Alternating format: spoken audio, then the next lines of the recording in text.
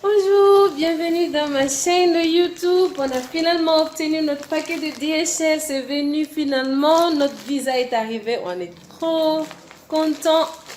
On n'arrive pas à y croire finalement. Ouf. Et voilà, à l'intérieur, il y a les passeports qui sont maintenant.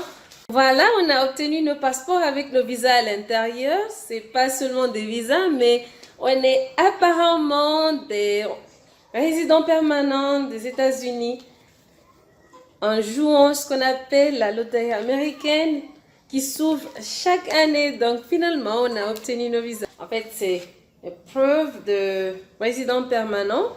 Donc en arrivant, on sera finalement, on aura notre carte de résident permanent à l'intérieur. Donc on n'arrive pas à y croire. On a réussi.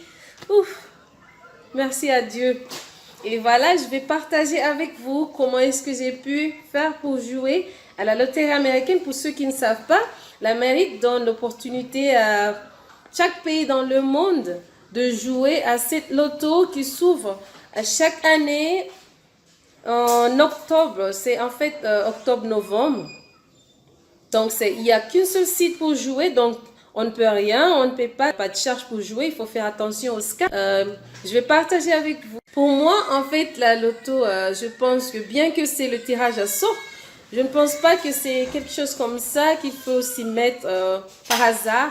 Donc, j'ai fait mes recherches avant de jouer et j'ai vu que chaque personne qui a partagé cette méthode spéciale que j'ai utilisée a gagné. Et moi aussi, j'ai utilisé la même méthode.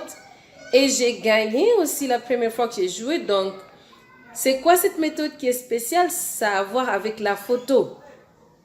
La photo, ils ont des dimensions que la photo doit suivre. Ça doit être correct pour que le tirage, pour qu'on soit d'abord à l'intérieur. Sinon, on est fait sortir avant même d'être joué. Donc, il faut toujours que ça soit correct. Donc, pour moi, j'ai suivi deux sites que je vais vous montrer. Je vais partager avec vous deux sites. Je vais partager comment j'ai fait, voilà, le site. Regardez. Je vais diviser cette vidéo en trois parties. Partie numéro 1, comment jouer et comment y faire pour jouer. Partie numéro 2, comment voir si on a gagné, comment s'y mettre, comment filer le formulaire DS260 et voilà. Et la partie numéro 3, ça sera l'entretien. Nous, on vit en Afrique du Sud, mais comment voir l'entretien, voilà. Bonne chance pour ceux qui ont gagné. Il faut suivre la partie numéro 2, comment filer la formulaire DS260. Et puis, si on a déjà filé, on attend seulement l'entretien. Pour ceux qui attendent, il faut suivre la partie numéro 3. Comment savoir quand on a l'entretien? Une deuxième chose, c'est là où on a fini avec les instructions. Il faut regarder exemple des photos. Donc, l'exemple des photos, c'est on clique ici. Donc, c'était voilà, c'est pas ça. Exemple des photos, c'est ici.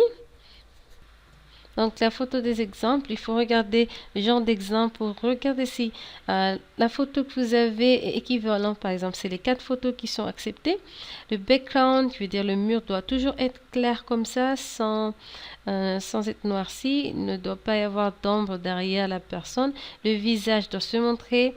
Donc, il faut regarder position, photo composition template, le template qui montre comment la photo doit être.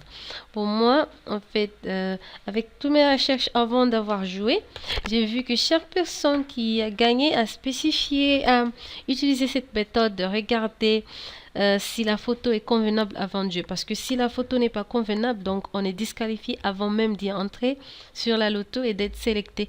Donc il faut toujours, pour qu'on gagne, il faut toujours s'assurer que sa photo est meilleure. Donc j'ai utilisé les deux méthodes qui ont assuré que ces gens-là ont montré sur le site à eux, le Facebook, que voilà, c'est la photo. Ils ont gagné et j'ai utilisé la même méthode aussi pour jouer et j'ai aussi gagné. Donc j'aimerais partager mes recherches et vous montrer que voilà, c'est la méthode et c'est ici, c'est partagé, tout le monde peut le faire. Donc j'ai commencé d'abord pour la photo, j'ai seulement cliqué le photo tool ici qui est montré le photo tool. Donc aujourd'hui je joue pour l'un de mes élèves qui s'appelle Khaled. Voilà, il a pris volontaire pour que j'arrive à expliquer parce que je voulais quelqu'un qui vient de chez nous au Comores pour que j'arrive à expliquer en français et aussi ce qui se passe. Voilà, choose photo, donc je clique ici choose photo et la photo, je l'ai positionnée là où j'ai mis la photo, c'est une personne, tout le monde peut jouer comme c'est expliqué. Ma photo est grande, donc je prends seulement la photo qui est ici et puis je le positionne. Donc je mets ma photo ici avec le truc ici de zoom.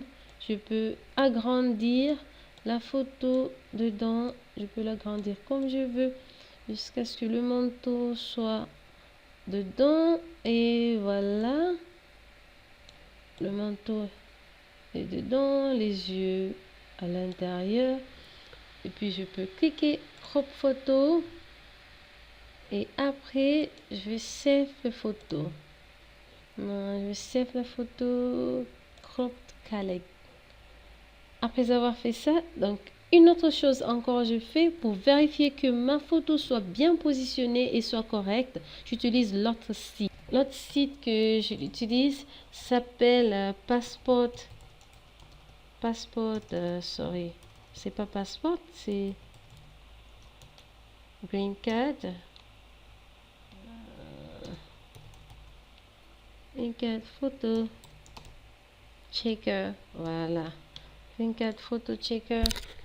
Le Greencard Photo Checker, ça nous aide à voir la valider la photo. Si la photo est bien, ça passe le test, donc on peut jouer ou pas.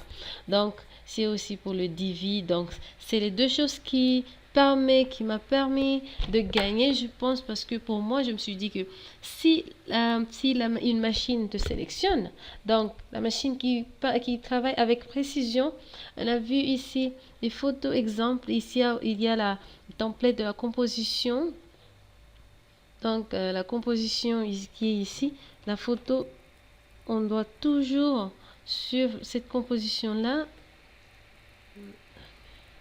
Regarde, donc 2 inches qui les exactes mesures que la machine va sélectionner, bien que ça c'est 600 pixels à 600 pixels ou bien 2 inches, mais aussi à l'intérieur de la tête ici aux cheveux, il y a aussi des mesures qu'il faut regarder. Donc si ces mesures-là doivent être précises, donc il faut sélectionner, il faut regarder à partir du site. Donc, le Greencard Photo Checker, ça nous aide à regarder, à faire que ces mesures-là tombent exactement juste. Et comment le faire? C'est à partir d'ici, je clique www.greencardphotochecker.com. Aussi, je vais mettre la description de liens en dessous du vidéo, donc il faut regarder. Ok, maintenant Greencard Photo Checker est ouvert, donc ce qui est regardez ici, donc upload et check les photos. Donc la photo est ici sur desktop et voilà, crop.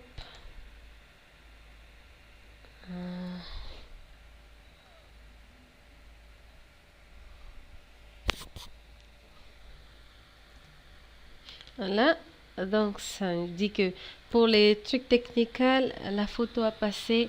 Le premier technique, la photo aspect ratio, ça veut dire que le same height, the same width as the height. Ça veut dire les mesures sont correctes. Width and height, longueur et largeur sont les mêmes.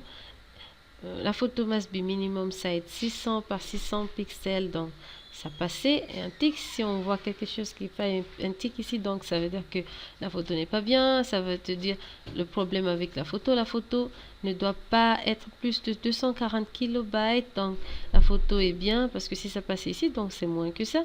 La photo must be saved in JPEG, donc c'est le JPEG format, pas le PNG ou n'importe, mais c'est du JPEG. Et puis la photo doit être True Color, il n'y a pas de noir et blanc ou bien similaire, mais True Color comme ça. Voilà, Ok. L'autre chose qui regarde, voilà, c'est ça. Donc, please answer this question qui veut dire, il faut répondre à la question qui est ici. La photo qui est à gauche, est-ce que les yeux de la personne sont dans le red dot area? Les yeux sont rouges ici, le point rouge.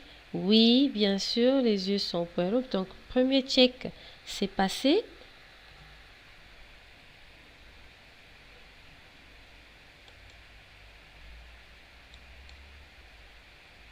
Donc, c'est passé. Le deuxième test, ça nous dit que il faut drag the top green bar on the left and move it so it touches exactly the top of the person's head or the top of their head if it's a bald person. Qui veut dire que le truc vers ici, donc le top, il faut le prendre et le déposer sur le cheveu de la personne, surtout là où le cheveu commence. Ça doit toucher, donc vers qui est en bas, le manteau doit être à l'intérieur. Est-ce que c'est à l'intérieur? On dit oui. Donc on sait, le deuxième test à passer.